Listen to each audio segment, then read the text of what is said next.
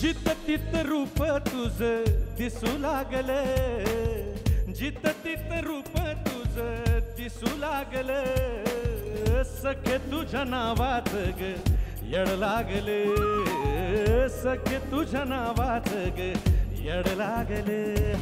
नमस्कार, राजश्री मराठी जे चॅनल मी सबस्क्राईब करतो आणि कारण मला दररोज टी व्हीवरती इतर चॅनल बघायला वेळ नसतो आणि मला सगळ्या मराठी चित्रपटसृष्टीची माहिती रात्री झोपताना आयपॅडवरती बघायची असते, ऐकायची असते.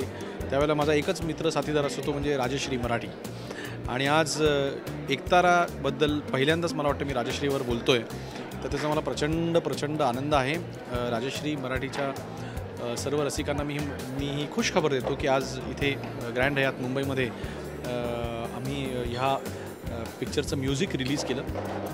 या रिलीजची तयारी खूप छान झालेली होती, पण तरीसुद्धा माझ्या अपेक्षेपेक्षा खूप मोठं हे म्युझिक रिलीज झालं. आणि ते ह्या व्हेन्यूमुळे, ह्या स्टेजमुळे नव्हे तर त्या मोठ्या व्यक्तींच्या हस्तस्पर्शामुळे, की एका मंचावरती हे सगळे एकत्र आले आणि त्यांनी माझं म्युझिक, मी केलेलं म्युझिक लॉन्च केलं. ही माझ्यासाठी फार मोठी गोष्ट आहे.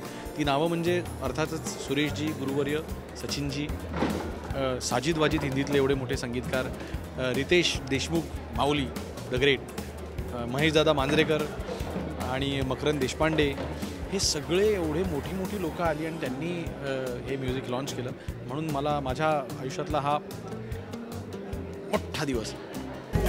जित जित रूप तुझं दिसू लागले, सखे तुझ्या नावात ग येड लागले, सखे तुझ्या नावात ग येड लागले. टोटल मराठी ह्या मराठी चित्रपटामध्ये बरेच वर्षांनी मला असं वाटतं की 13 गाणी आहेत. Total number of tracks in the CD are 13. Okay. आणि त्याच्यात काही व्हर्जन्स पण आहेत. तर हा जो जर्नी आहे, म्हणजे ह्याच्यामध्ये जर का तुम्ही CD ऐकाल तर त्याच्यामध्ये एक जर्नी आहे, म्युझिकचा एक जर्नी आहे. तो असा मला वाटतो की कंपोजिशन जे मुळात असतं त्याच्यातला इनोसन्स तुम्हाला सुरुवातीला बघायला मिळेल आणि मग ते आम्ही त्याला ज्या प्रकारचं रुपडं चढवत जातो कॉन्टेम्पररी करायला, तर ते तुम्हाला पुढे दिसत जाईल. त्यामुळे ह्याच्यामधली रॉक गाणी जरी तुम्ही ऐकाल किंवा अर्ध्या हळकुंडाण्यासारखं हिपहॉप गाणं जरी ऐकाल, तर त्याचा आत्मा जो आहे तो मात्र मराठी लोकसंगीत आहे. शब्दांच्या रचनेबद्दल काय बोलावं. आम्हा घरी धन शब्दांचीच रत्ने, शब्दांचीच शस्त्रे यत्ने करू, शब्दाची आमुच्या जीवांचे जीवन, शब्दे वाटू धन जनलोका, असं महाराजांनी म्हटलेलं आहे. तर तेच आहे, शब्दांवरती निस्सीम प्रेम आहे आणि हे प्रेम पिढ्यानपिढ्या चालत आलेलं आहे. माझ्या वडिलांकडनं आलेलं आहे, त्यांच्या वडिलांकडनं आलेलं आहे.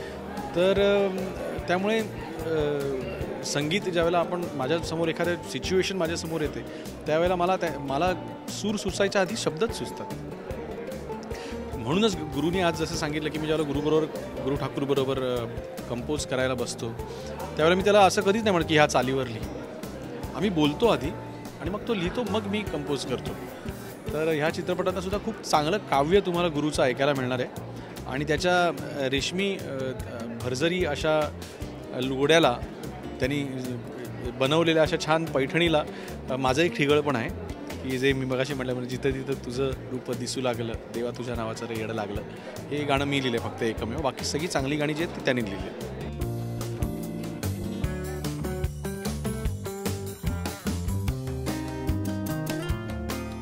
मज पामरसी काय थोरपण, पायीची वाहणे पायी बरी.